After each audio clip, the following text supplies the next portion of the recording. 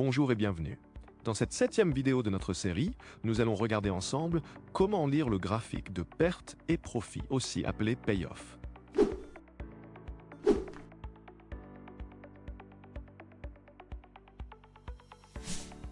Si vous avez déjà visionné les modules précédents, le concept des options d'achat et de vente est maîtrisé. Si ce n'est pas le cas, rendez-vous en description.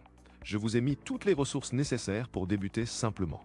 Savoir lire le graphique du payoff est essentiel, car c'est grâce à lui que vous allez analyser vos stratégies d'options et par la suite pouvoir gérer votre risque et projeter les grecs dans le temps. Mais attention, une mauvaise maîtrise du payoff de vos options peut vous amener à la catastrophe. Nous reviendrons tout particulièrement sur ce sujet en fin de vidéo. Mais avant cela, commençons simplement. Sur un graphique de payoff, on trouve en premier lieu deux axes. Un axe des abscisses et un axe des ordonnées. Il existe un troisième axe, connu sous le nom d'axe Z, mais la visualisation d'un payoff en 3 dimensions fera l'objet d'une prochaine vidéo. Sur l'axe des abscisses, on distingue le prix du sous-jacent. Sur l'axe des ordonnées, on retrouve les pertes et profits. Jusqu'ici, normalement, tout va bien. Maintenant que l'on a nos deux axes, il va falloir y ajouter des données. Pour cela, commençons par un exemple simple, l'achat d'une option call. Pour le moment, nous représentons le payoff de l'option call à l'échéance via cette courbe blanche. L'ajout de l'achat de l'option call sur notre graphique nous amène de nouvelles données que nous allons aborder une par une. Vous l'aurez remarqué, deux zones ont fait leur apparition. La zone de profit en vert et la zone de perte en rouge. Dans notre exemple, si le prix passe au-dessus de 156 $, l'option est en gain. S'il évolue en dessous, elle est perdante. Cela nous permet d'introduire le break-even. Le break-even est l'endroit où notre courbe de perte et profit coupe la ligne 0. À cet endroit exact, vous n'êtes ni gagnant ni perdant. Au-dessus, vous êtes gagnant, en dessous, vous êtes perdant. Dans le cas d'options simples comme ici, il y a un seul break-even.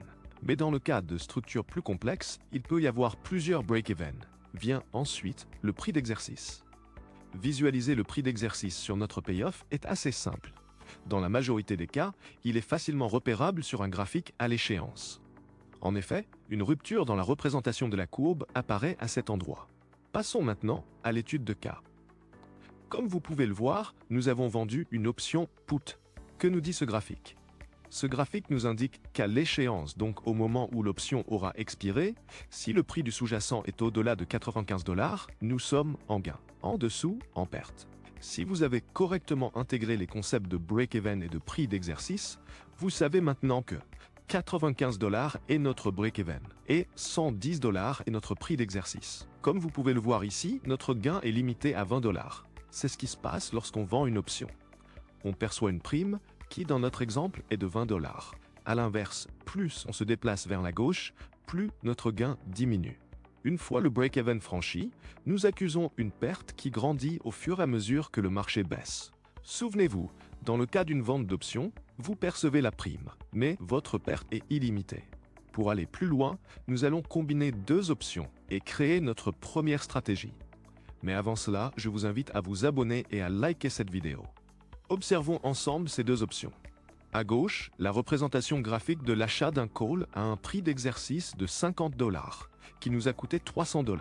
À droite, la vente d'un call pour un prix d'exercice de 56 $, pour laquelle nous avons perçu une prime de 150 $. Si je combine ces deux options sur le même graphique, j'obtiens une stratégie optionnelle connue sous le nom de Long Call Spread ou Vertical Spread.